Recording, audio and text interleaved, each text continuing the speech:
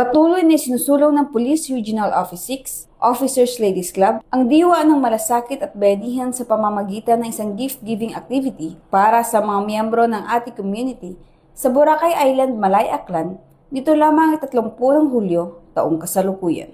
Pinangunahan ni Mrs. Jasmine Tuanyo, Pangulo ng Pro 6 Officers Ladies Club, ang pamamahagi ng gift pack sa 64 na benepisyaryo mula sa komunidad ng ate sa pangunguna ng kanyang tribal chieftain na si Delsa Justo. Layunin ng programa na maghatid ng tulong at saya sa mga katutubong ate habang pinagtitibay ang ugnayan ng Philippine National Police at ng indigenous cultural communities sa rehiyon. Naging bahagi rin ng programa ang welcome song ng ating community, pagpapakilala sa kanilang tribo, mensahe ng mga kinatawa ng programa at isang photo opportunity bilang simbolo ng pagkakaisa at pagtutulungan. Sa pamamagitan ng tagumpay na ito, muling ipinapakita ng Pro-6 ang kanilang patuloy na suporta sa kapakanan ng mga katutubong komunidad at ang pagsulong ng isang mas eksklusibo at magmamalasakit na serbisyo para sa lahat.